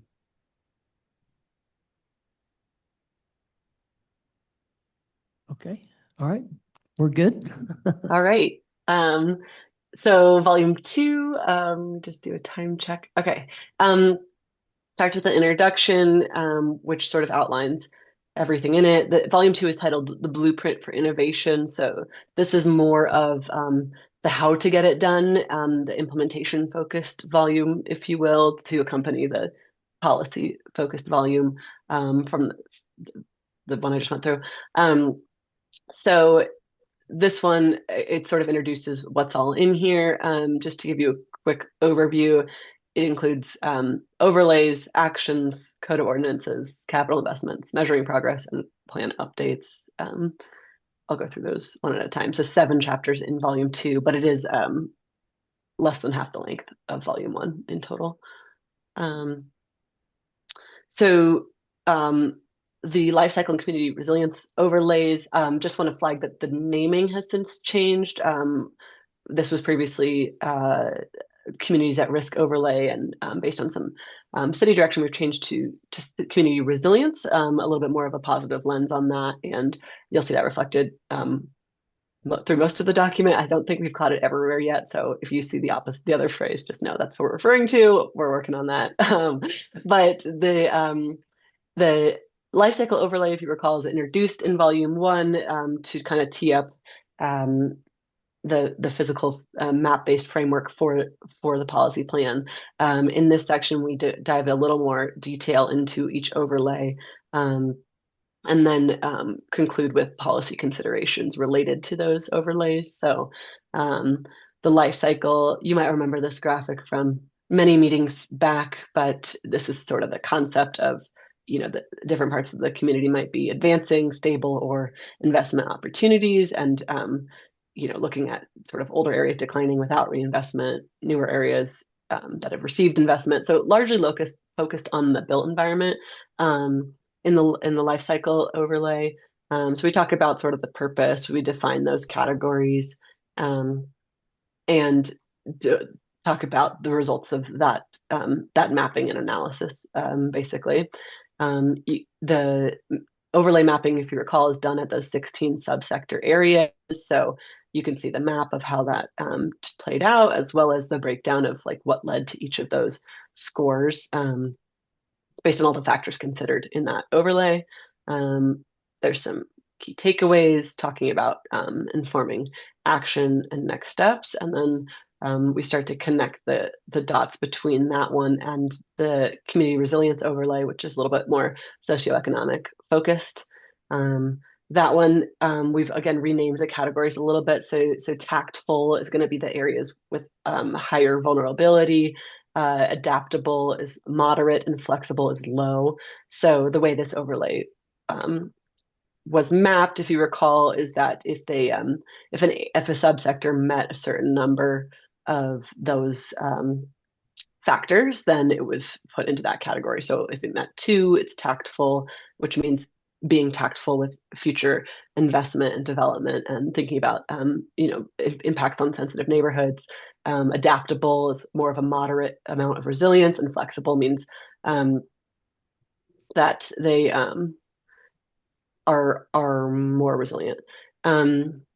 And again, these are the factors in that overlay. I won't get too into the weeds on them right now, but same idea. You can see the score breakdowns and the map. And then last in here is the policy considerations. So really, it's sort of considerations for any actions that the city might take in different parts of the city. They can check where it falls on this sort of 2-axis chart from both overlays, and then consider certain policy guidelines that might be applicable in those different combinations of the 2 overlays. So it gets a little bit technical here, but that's sort of how it works, is the 2 overlays, and then we start to focus on how they overlap and what that means for action and policy. Volume 2, Chapter 3 is the near-term action. So we have an action matrix for each of our 5 vision elements. The first part of the chapter defines all of the columns that you're going to see in those matrices. So we look at which vision element and goal and big move these are nested within, what the action is, who might be leading or partnering and implementing it, very round high level numbers of potential city investment level and catalytic potential of a particular project from low to high, as well as potential funding sources, which are further defined in Chapter 5 of Volume 2, which I'll get to shortly. So this is how the matrices look. They're sort of color-coded for each vision element. And you can see, for example, the action here is launch a neighborhood retail revitalization program, and then all of that associated information across that row that I just highlighted. So these are near-term actions. We haven't assigned specific years to them necessarily, but maybe in the 5-year ballpark, give or take, so that the city can really be off and running with implementing the plan in these specific ways that we think are priorities based on all the input and information to date. And then Chapter 4, Code of Ordinances Amendments. This has sort of how to update the Unified Development Code and the form-based code and zoning to align with the policies and the preferred growth scenario within the plan. So we talk about what that alignment looks like between sort of the code and the policy and the map. We talk about which zone districts might be preferred within each place type. So starting to get into how to regulate and apply these place types based on city zoning and what rezonings might be appropriate depending on the place type for a particular area. And then we talk about development transitions and adjacencies. Avery mentioned this briefly, but that's something we really tried to do with the preferred growth scenario as well, is try to think about which place types are most appropriate next to which other place types, and then adding the context on top of that. So, you know, if two of them are, you know, two different place types, but they're both in, let's say, a suburban context, maybe that's a more appropriate transition. So we start to look at what those adjacencies are that are preferred between place types. And this is important because the map can be updated in the future. And there's likely to be, you know, changes over the years. So providing some guidance about ideal mapping. And then when you can't have those ideal transitions, what other tactics should be considered? This is a placeholder right now. We're working on an analysis of sort of an audit of the UDC, the code, to identify what potential changes might be needed to align with the plan. We're using AI to help start that, and then we're doing a really thorough review and supplementation of that. So for that reason, we wanted to make sure that it was like completely quality controlled before we shared that. So just know that that's forthcoming, and there'll be several pages there to talk about potential code updates to better align with those development principles in particular in the plan. But on that, if y'all have any ideas, some of y'all have even worked with Arlington's UDC, definitely give us your ideas. But yeah, that was a very, very cool exercise to do. Arlington's very interested to understand, you know, how it can use artificial intelligence to review items, certainly under the review of staff and certainly consultants. So we're excited to get that to a polished point, but it's been a very cool process to see what's possible and to use, you know, an innovative tool as part of our comprehensive plan. Yeah, totally. Should streamline, you know, future updates and being able to implement the plan as well. So, so that's been cool. Volume 2, Chapter 5, I mentioned this from the near-term action matrices, but this digs into funding. So sort of what are the different funding strategies that the city uses to fund various types of projects and infrastructure and initiatives and programs. So we dive into what all these different sources are. And then there's a funding strategy matrix that, let me get there. Oh, it's actually in progress. So it's not fully in here quite yet, but starting to dig in a little bit more on each of these and talk about what they might be appropriate for. And so that will be forthcoming as we work with the city's finance department to cross our T's and dot our I's in that matrix. But for now, you can read about the strategies if you're curious about the funding sources that are available to Arlington to implement the plan. And then Volume 2, Chapter 6 is measuring progress. So here we start to get into methods and guidelines, as well as performance performance indicators and a dashboard. So the methods and guidelines talk about really starting with the annual report, which is a sort of a standard practice with comprehensive plans, talking about progress that has been made over the past year related to the plan. So we outline what types of things might be included in that annual report, and then suggest potential indicators for performance that would be measurable and align with achieving the various goals and initiatives of Innovate Arlington. So right now, these are in here as sort of initial ideas, as well as the recommendation to create an implementation dashboard that's more of a live, as much as possible, live automated dashboard measuring progress over time. And so that's something that the city will be working on coming out of this plan, but we sort of outlined what it should include and maybe how it should be set up, in addition to just the static annual report that would be released.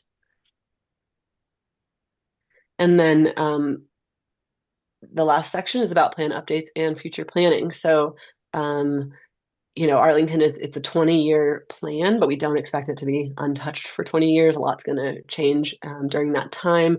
So we talk a little bit about amending the preferred growth scenario map and how that should potentially be managed, looking at major versus minor changes, studying additional focus areas or shifting those, code updates, and then the near-term actions. That's all broken out into this table of between annually, every 2 to 3 years, 5 years, 10 years, and then 20 years, which parts should be updated maybe multiple times over that time period, annually or more frequently or every few years, or the 10-year update and the 20-year update, where you do at 10 years more of like a comprehensive revisit to the vision framework, the life cycle, and the overlay mapping and the place types, to make sure those are still feeling relevant based on change that's happened in 10 years. And then at 20 years, you do a full plan reassessment and update like we're doing now. So this is sort of interesting just so you can understand how this will be revisited over time. And it's not meant to be a stagnant plan. It really will be constantly utilized for one, but also regularly updated. And yeah, and then we talk a little bit about future planning and how other plans, if you recall the pyramid graphic I showed, should be updated as well, in due time coming out of this process, to make sure that they align with the comprehensive plan as they nest under the comprehensive plan as the main guiding document for Arlington. That is everything. So it's 5 chapters in volume 1, 7 chapters in volume 2, and you can navigate from the 3 different ways that I showed. Again, feel free to dig in wherever you like. If you have time to read the whole thing, that's awesome. If you don't stress. Again, you'll have through the end of August. This is sort of that initial look before it goes to the public. And with that, that's everything on the plan preview. So any other questions before I turn it over to John to close us out? Nia Henderson, my question is on the plan updates for the next 20 years. Who does that? You're looking at him. He's up there at the podium. Okay, so John does that, and I know you're about to address this in a second, but is it possible that in early October that the planning and zoning or city council could completely disagree or make us start all over again? I highly doubt that. We're doing work sessions with them.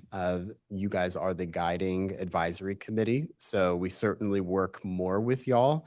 But they are getting an opportunity to weigh in on just kind of bigger picture items, making sure the wheel's at least going in the right direction.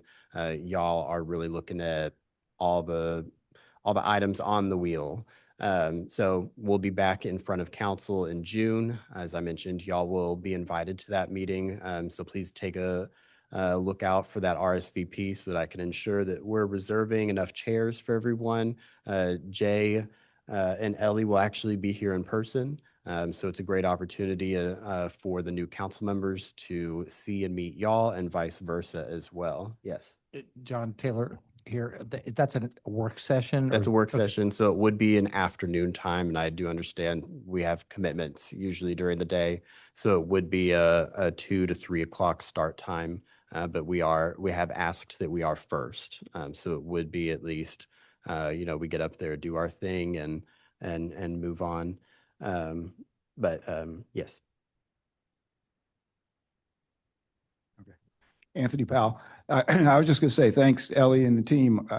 Really impressed with the layout of how things look, and particularly the second volume with the idea of implementation being the focus. I think that makes a lot of sense. The one question, and I'm not sure, maybe I didn't see it, and I don't know how with so much detail you do it, but is there any thought about an executive summary or a request for that, or is that in there and I just didn't see it yet? Yeah, we will definitely be doing an executive summary. We're going to do it for the public version, so we don't have it yet. But when this is released to the public, it will be accompanied with a short, visual, easy to understand executive summary. And I think a lot of the members of the public are likely to just read that. So we'll be really careful about making sure we're highlighting the right things there. And that will be contained in volume 1, but I'm sure we'll have a standalone version of it as well. Any other questions?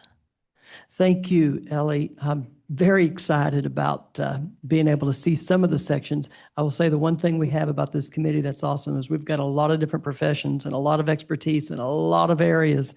So everybody can choose their area of expertise, and we will really be able to make some quality proofreading for this incredibly large document. So thank you so much.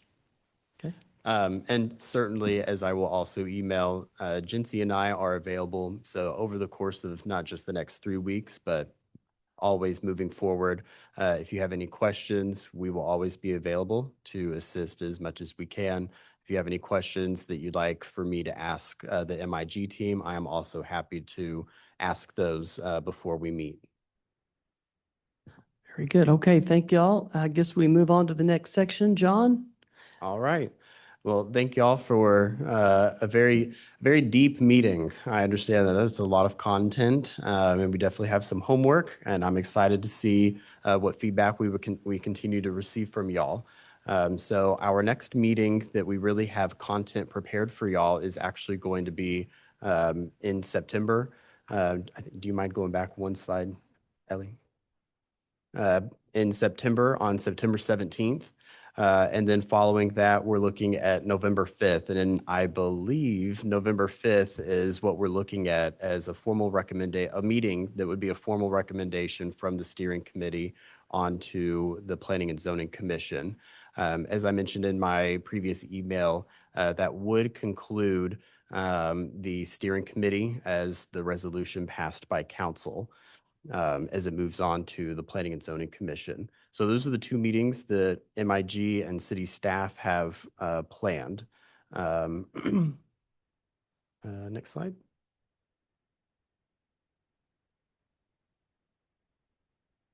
So we are currently working, of course, through the administrative draft that is prepared for y'all. You guys will take about 3 weeks to look through those materials as your first read through. City Council, as I mentioned, will be debriefed on the administrative draft and will receive their opportunity to provide their input as well as a deeper insight and read through of the administrative draft. And then the public will certainly have their opportunity through a month of engagement that I'll get here, talk more about here shortly. And then we'll work through that draft plan and implementation, looking for a lot of that feedback. Next. So, yes. Yeah, Taylor Oldred, is there a certain number of town hall meetings that we're required to do, or are you just going to By state do law? a few? You're talking about if there's like a state law? Yeah, some kind of law or requirement or anything like that? There is no state law, Okay. just that cities should have a comprehensive plan and that they should be in alignment with their zoning.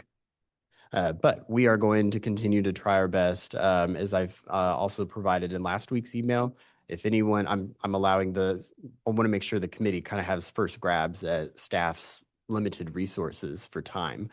So next month, we are looking at doing a lot of informational sessions where we ask the public to invite us to various community events or neighborhood events that they are part of.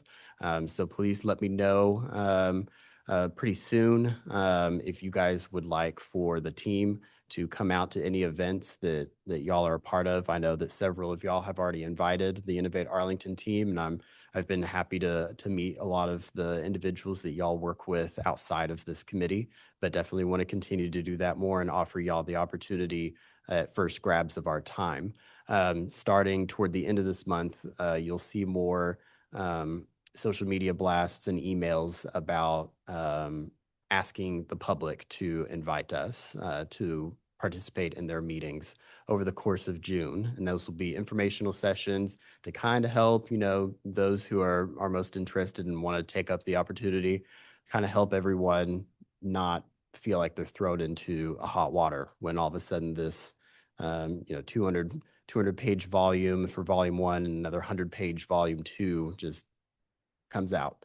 So that's the intent of those informational sessions. And then August, we will have the full in-person roundabout through the districts, as well as pop-up events with our engagement team. And then that is leading up to our CPSC meeting on September, and then working through between October and early 2027, that timeline is still vague right now, but this is what we're working with right now, working through that final adoption process.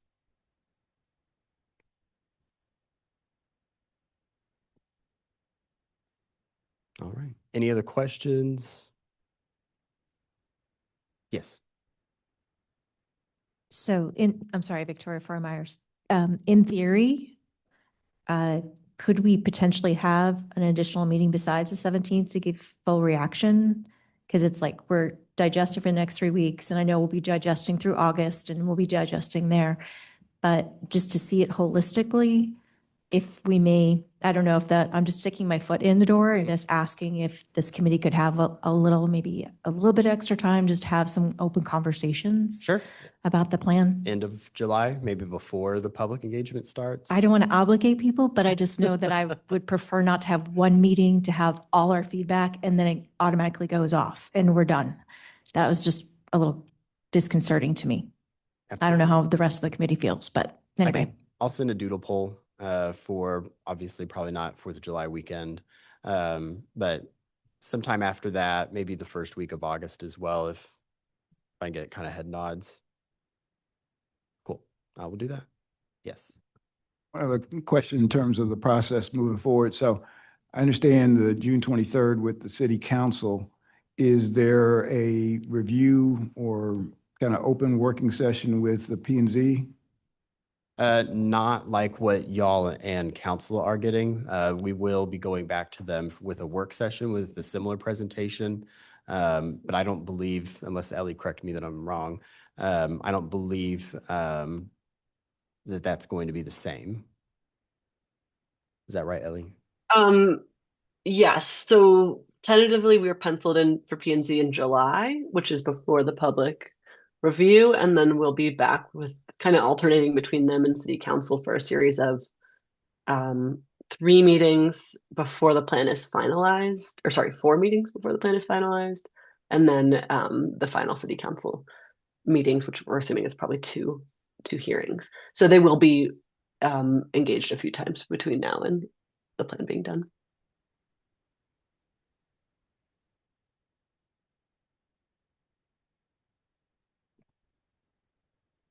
All right. Okay, John, we ready to move to future meeting dates Yes. on the agenda? So I will send out in my next email to y'all, I'll send out that doodle poll to find a July, early August meeting to go over comments with y'all ahead of our phase 3 engagement. We can also definitely give y'all a formal kind of update as to what that engagement looks like, where we'll be and when, and maybe some outcomes of the informational sessions as well that we've hopefully have in June. And then we will see y'all in September and certainly any other meetings after that. Questions on that? Right. And before we adjourn, are there any other items that we need to discuss or the committee would like to add? Okay. Being that there are none, we will adjourn at 7:37. Thank you. Thank y'all. Thank you. Bye.